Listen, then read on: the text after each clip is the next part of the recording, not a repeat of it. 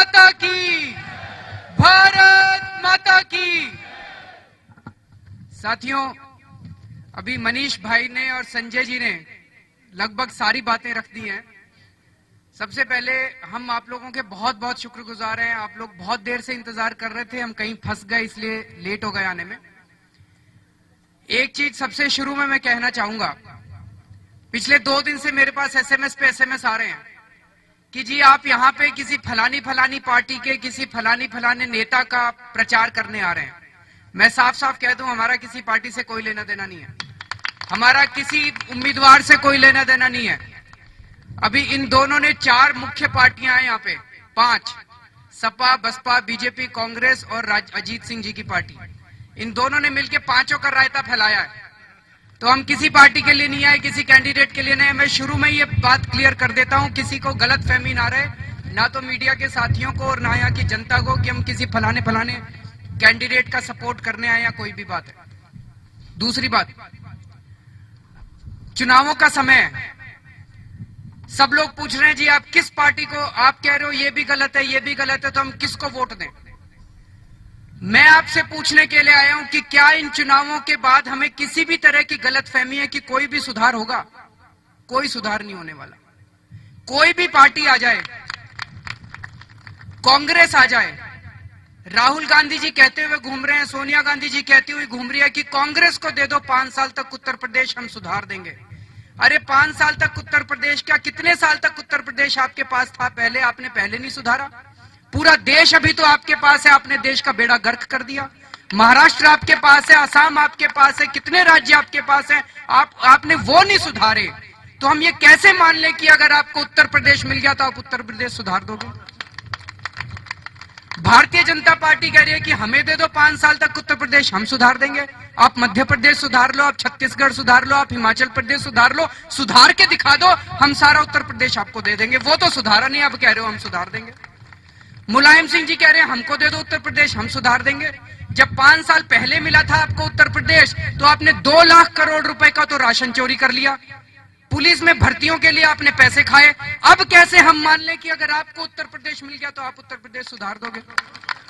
Bahujan Samaj party कह रही है हमको दे दो उत्तर प्रदेश, हम सुधार देंगे। 10 साल से आपके पास उत्तर प्रदेश, अभी तक नहीं सुधारा आपने, अब कैसे सुधार दोगे आप उत्तर प्रदेश? अभी तक आपने लूट लिया। तो एक चीज मेरे दिमाग में तो ये बिल्कुल साफ है, पता नहीं आप लोगों के दिमाग में क्या है, कि कोई भी पार्टी आ जाए, लोग कह रहे हैं कि शायद कांग्रेस और सपा की सरकार मिलकर बनेगी, कोई कह रहा है बीजेपी और बसपा की सरकार बनके बनेगी।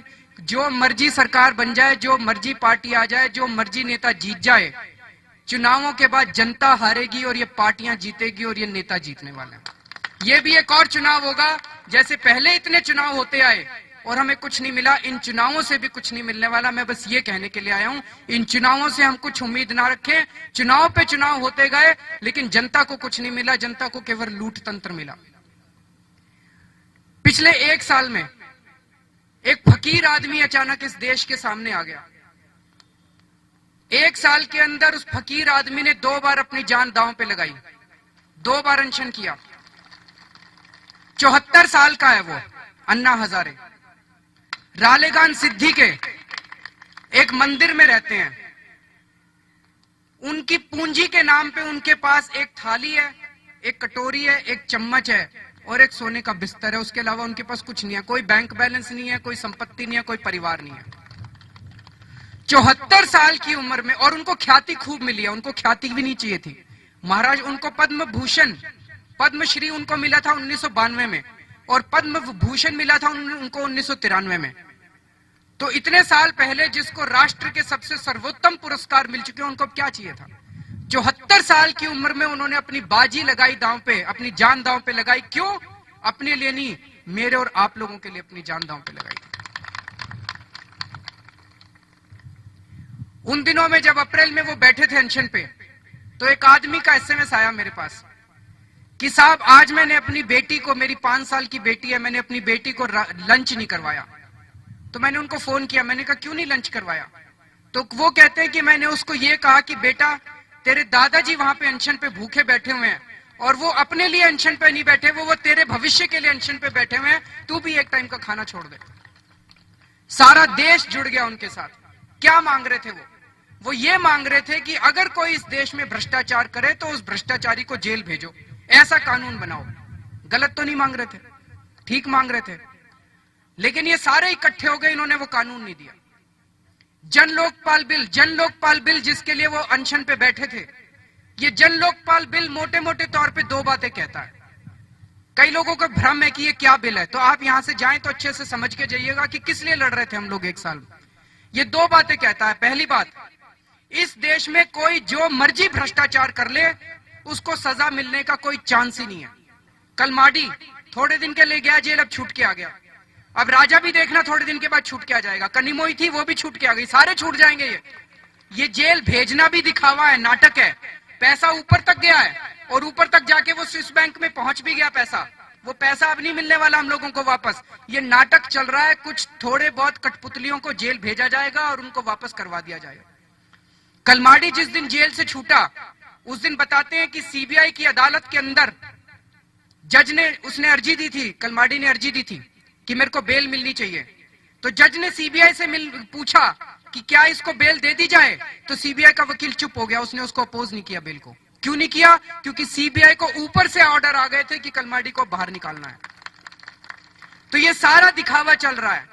तो अन्ना का केवल ये कहना है, जन लोकपाल बिल में दो बातें हैं। पहली बात कि अगर कोई भ्रष्टाचार करे तो उस भ्रष्टाचार की शिकायत की 6 महीने के अंदर जांच करो, 1 साल के अंदर मुकदमा पूरा करो और 1.5 से 2 साल के अंदर उन भ्रष्टाचारी नेताओं को और अफसरों को जेल होनी चाहिए, आजीवन कारावास होनी चाहिए, उनकी संपत्ति जब्त होनी चाहिए और उनको नौकरी से बर्खास्त करना चाहिए। दूसरी बात वो मांग रहे हैं, जब आप दफ्तर में काम करवाने जाते हो, राशन कार्ड बनवाने जाते हो, जन्म वो सर्टिफिकेट बनवाने जाते हो, मृत्यु प्रमाण पत्र, हमसे रिश्वत मांगी जाती है। बिना रिश्वत के कोई काम नहीं किया जाता, धक्के खिलवाते हैं। तो अन्ना ने कहा कि हर काम के लिए समय सीमा तय करो। जन्म प्रमाण पत्र 15 दिन में बनेगा, मृत्यु प्रमाण पत्र 1 महीने में बनेगा, यह समय सीमा तय करो। उतने समय सीमा में अगर काम ना हो तो आप अगर लोकपाल को शिकायत करो तो लोकपाल की यह जिम्मेदारी होनी चाहिए कि वो उस अधिकारी की और उसके हेड ऑफ द डिपार्टमेंट की दोनों की तनख्वाह काटेगा और आपको मुआवजे के रूप में देगा।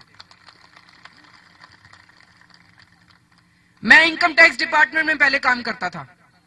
मेरे को यह लगता है कि मेरे चीफ कमिश्नर की, दिल्ली के जो चीफ कमिश्नर है, सबसे बड़े अधिकारी, 2 मामलों में अगर उनकी तनख्वाह कट जाए तो दिल्ली के सारे लोगों को इनकम टैक्स रिफंड टाइम पे मिलने लग जाएंगे।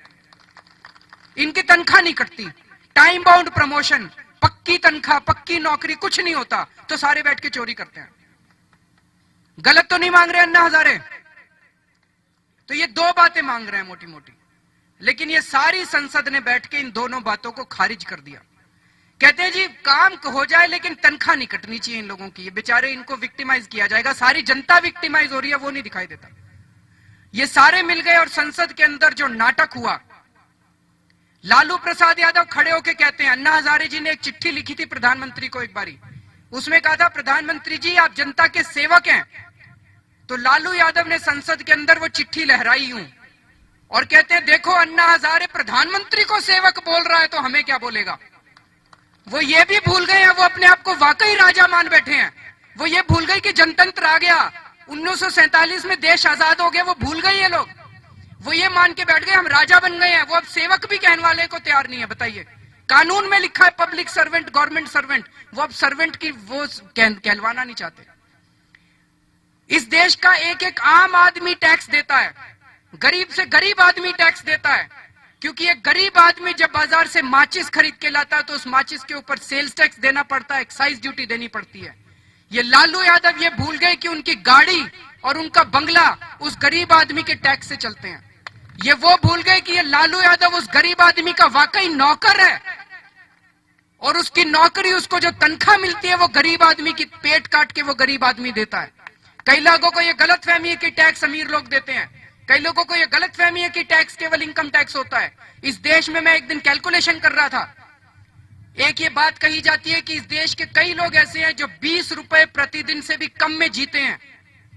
तो वो 20 रुपए प्रतिदिन से जो कम में जीते हैं वो 600 रुपया महीना कमाते हैं। वो 600 रुपए में से कम 10% टैक्स जाता है। तो इस देश का भिखारी भी कम से कम महीने के 60 रुपए टैक्स देता है, और उस 60 रुपए में से लालू यादव की तनख्वाह निकलती है, राबड़ी देवी की तनख्वाह निकलती है, उनकी लाल बत्ती की गाड़ियां चलती है, उनके एयर कंडीशनर चलते हैं। वो भूल गए कि वो वाकई एक नौकर हैं, वो अपने आप को राजा मान बैठे हैं। मुलायम सिंह जी ने संसद के अंदर कहा कि अरे ये इनका अन्ना हजारे का जन लोकपाल बिल आ गया तो एक दरोगा हमको आके जेल में डाल देगा। तो साथियों, दरोगा तो चोरों को जेल में डालता है, तो चोर की दाढ़ी में कहीं तिनका तो नहीं है? उन्होंने ये कहा कि हम सारे सांसदों को दरोगा आके जेल में डाल देगा। तो क्या वो ये कह रहे हैं कि सारे सांसद चोर हैं?